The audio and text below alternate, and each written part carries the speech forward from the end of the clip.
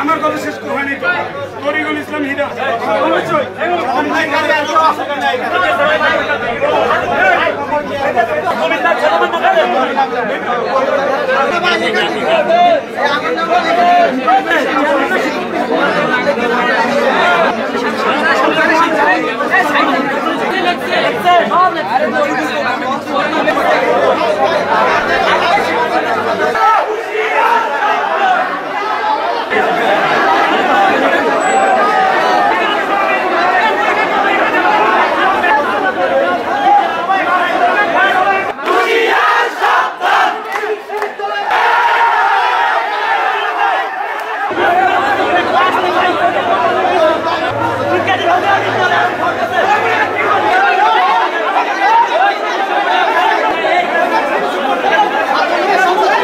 আমরা একটা যৌক্তিক আন্দোলনের দাবিতে আমরা রাস্তায় নেমেছিলাম। আমাদের এই যৌক্তিক আন্দোলনে আমাদের বিশ্ববিদ্যালয়ের প্রশাসন ভিসি থেকে শুরু করে ওনারা যারা অধস্তন কর্মকর্তা তারা কোনোভাবে আমাদেরকে সমর্থন করেননি।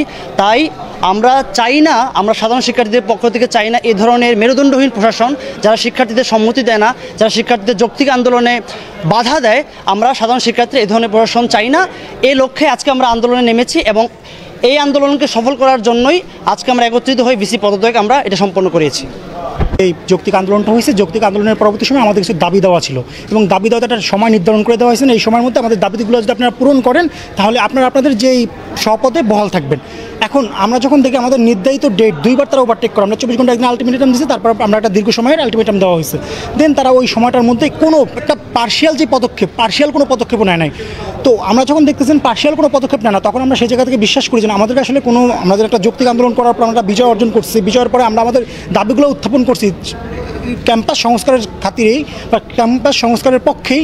সেই দাবিগুলো তারা যখন মেনে নেয় তখন আমরা বিশ্বাস করি তারা ওই আগের পূর্বের মতোই, যে বিজয়ের পূর্বের মতোই আমাদের উপর আবার তারা ওই শাসনটা চালাতে যাচ্ছে, যেটার মধ্যে আমাদের ক্ষোভ তৈরি হয়। ক্ষোভের বহিঃপ্রকাশ আজকে আপনারা যেটা দেখলেন, আমরা আসলাম, প্রথমে সবাই বললাম এবং সবাই ভালোভাবে বলার পরেই স্যার প্রথম কিছুক্ষণ অপেক্ষা করতে চাইছেন। দেন স্যার নিজে সপরণ দিয়ে বলছে আচ্ছা ঠিক আছে আমরা পদত্যাগ করতে রাজি। দেন প্রথমত পরবর্তী স্যারের পদত্যাগ করা হয়, তারপর বিসি দপ্তরে যাওয়া হয়। বিসি দপ্তর থেকে প্রথমত স্যার 7 জনের অব্যাহতি দেওয়া হয়, প্রক্রিয়াল বডি থেকে শুরু করে কিছু শিক্ষক ছিল যারা হলো যে ওই সময় স্টুডেন্টের বিপক্ষে দাঁড়াইছে।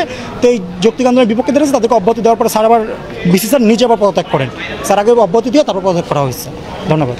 না, বৈষম্য বিরোধী যে ছাত্র আন্দোলন হলো, বৈষম্য বিরোধী ছাত্র আন্দোলনের পর যে এক দফার পরে যে সরকার পতন হলো, ওইখানে যে আমাদের যে বিশ্ববিদ্যালয়ের সাধারণ শিক্ষার্থী, প্রতিটা শিক্ষার্থীর গার্জিয়ান কিন্তু বিসি স্যার যেহেতু আমাদের সাথে সক্রিয়ভাবে অংশগ্রহণ করেননি এবং সাপোর্ট দেননি, ওর পরিপ্রেক্ষিতে এবং উনি অতীতে যেই অন্যায় অবিচারগুলো করছে ওই সব কিছুর বিনিময়ে ওনাকে আজকে পদত্যাগ করানো হয়েছে। আর এই বিষয়ে আমরা মনে করি না, আশা করি ওইরকম বিশ্ববিদ্যালয়ের পরিবেশ পড়াশোনায় বিঘ্ন ঘটবে। দেখা যাচ্ছে আমাদের বিগত সময়ে আমাদের বিশ্ববিদ্যালয়ে অনেক দুর্নীতি হয়েছে, অনেক অন্যায় অবিচার হয়েছে, যেগুলোতে ভিসি মহোদয় সরাসরি জড়িত ছিলেন। এবং পরবর্তী সময়ে আমরা দেখতে পাচ্ছি যে বৈষম্য বিরোধী ছাত্র আন্দোলনের ব্যানারে যে আন্দোলন হয়, ওই আন্দোলনে উনি আমাদেরকে কোনোভাবেই সাপোর্ট দেননি এবং এর বিরুদ্ধে উনি ছিলেন, এর বিরুদ্ধে উনি অবস্থান নিয়েছেন। এবং আপনি আরেকটি প্রশ্ন করছেন যে এর থেকে শিক্ষার মানের কোনো অবনতি ঘটবে কিনা। আমাদের দেশের অন্যান্য যত বিশ্ববিদ্যালয় আছে প্রায় সকল বিশ্ববিদ্যালয়ে ভিসি পদত্যাগ করেছেন। অতএব আমরা মনে করি আর কি যে ছাত্ররা যেহেতু অন্যান্য পরিবেশে ভারসাম্যতা ফিরিয়ে আনতে পেরেছে, এবং আমরা বিশ্বাস করি আর কি যদি আমরা আবার আমাদের আন্দোলন বজায় রাখি এবং সক্রিয়ভাবে আমরা আন্দোলনে অংশগ্রহণ করি, আমাদের শিক্ষার মান আগের মতোই স্বাভাবিক চলবে এবং তার থেকে ভালো চলবে বলে আমি মনে করি।